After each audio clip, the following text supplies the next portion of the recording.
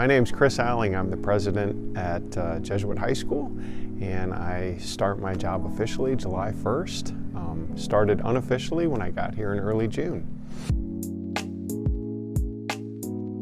I've been really lucky to know from an early time in my life, from college, that I wanted to be a teacher. And then I was incredibly lucky to be introduced to Jesuit Education and Ignatian spirituality. So from the time that Father Bob Glenn invited me to do the spiritual exercises, the first time, the 19th annotated retreat, that really firmed things up for me that this was the kind of education I wanted to practice. This was the kind of community I wanted to be a part of.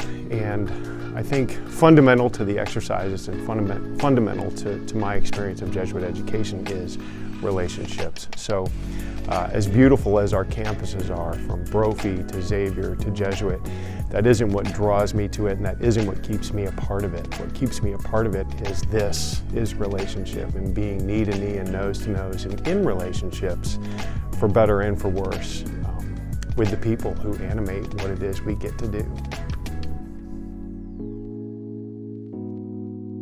If I could call myself, or maybe the better premise, if I could send myself a text back in high school, I don't think we had that back then, I would say to myself back in high school, be more courageous, be more daring, not foolhardy, but have more courage. Be more vulnerable, try more things. I would say to myself what I hear myself and what I've heard myself say to young people for a long time now, which is do as much as you can.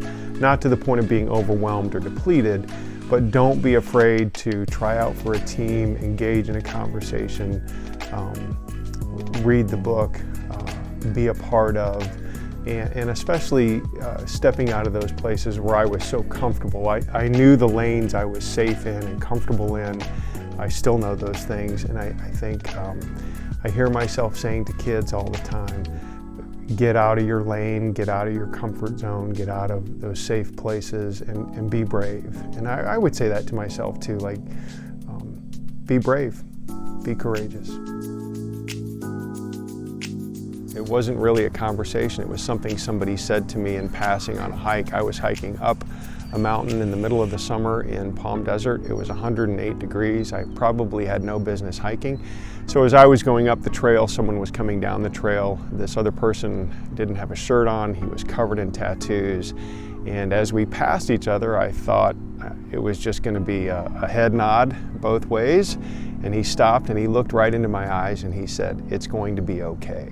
This was about 8 years ago, and I was on that hike because I was just grinding on some things going on in my life at the time, and probably he read my face and just stopped. And I'm really glad he did. I'm glad whatever spirit prompted him to do that, because clearly I've not forgotten it.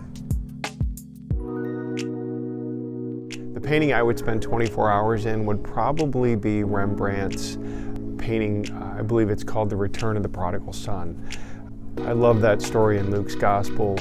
I love the characters in that gospel, and I love the way that Rembrandt has captured this moment of reunification between the father and the son. I love the tension in the painting, and also the story of forgiveness in that story, and reconciliation.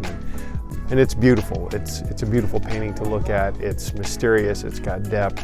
There are things to explore, so as someone interested in art, I think spending 24 hours in that painting, there would be lots to go see and lots to uncover, and I'd want to visit with those characters as well. I'd probably have a dozen or so questions for the father, for the prodigal son, for the son's brother, for the servants in the background.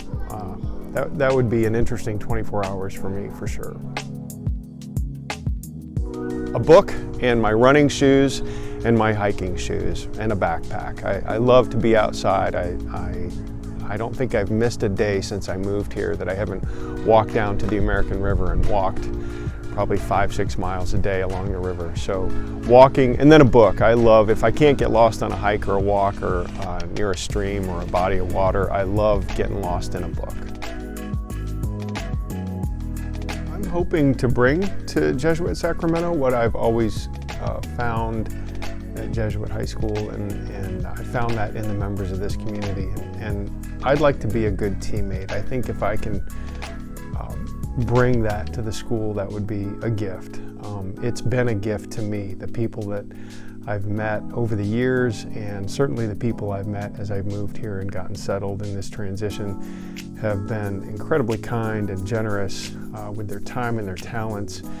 And they're people that I want to work with, and I'm looking forward to working with and building community with and being a part of that community. So I hope I can bring the ability to be a good teammate to those people, to be reliable and trustworthy and diligent and faithful and dedicated and hardworking as they are. I think also I hope to bring just my experiences in Jesuit education, my experiences and my love of teaching, my love for young people in our schools. I love it. I don't think I've had many bad days as an educator, as a Jesuit educator. I think I'd love to be able to come here and let that be evident. How fun it is, I think, to be at a school every day.